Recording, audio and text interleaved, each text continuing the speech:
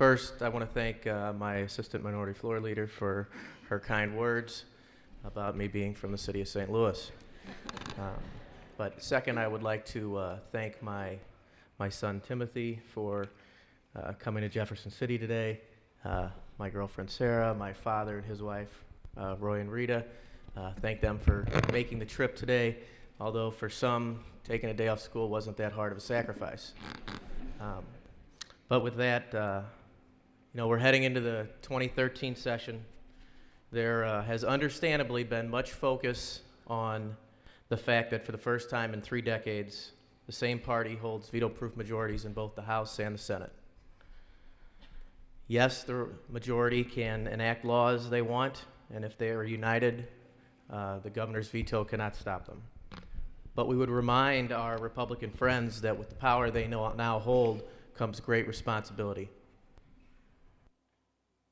They're a two-package deal and cannot be separated.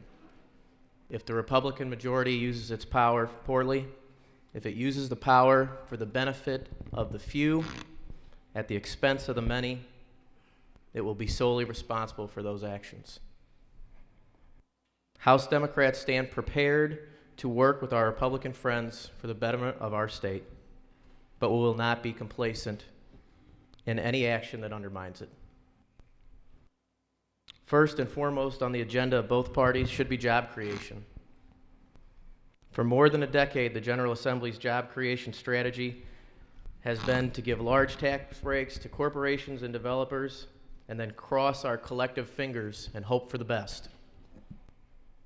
Sometimes the jobs materialize, but too often they do not. According to a study commissioned by the Missouri Hospital Association, if the state expands Medicaid eligibility to comply with the Affordable Care Act, it will create 24,000 jobs in 2014 alone. 24,000. This is more than the existing in-state employment of Missouri's 10 Fortune 500 companies. And from 2014 to 2020, the expansion is expected to increase labor income in the state of Missouri by nearly $7 billion.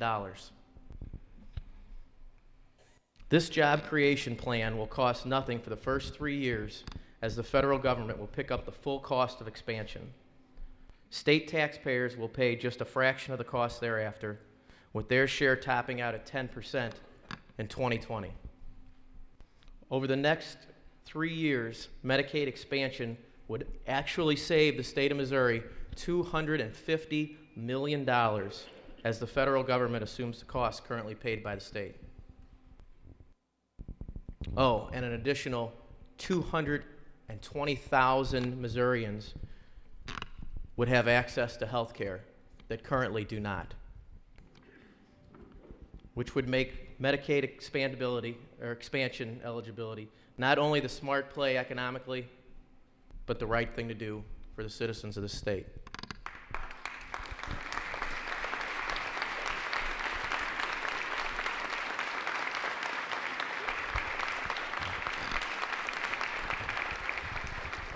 Thank you. Simply put, we cannot let political dogma stand in the way of creating jobs and improving access to health care. Something that's a right, not a privilege. Another issue which we should check political orthodoxy at the door is school safety. This is a difficult problem that must be addressed in many different aspects. There are many opinions on this matter.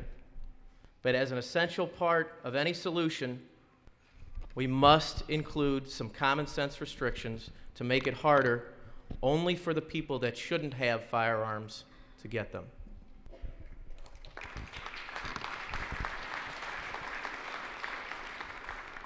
With that, Mr. Speaker, I would like to thank my caucus for entrusting in me the role of leader, and I appreciate their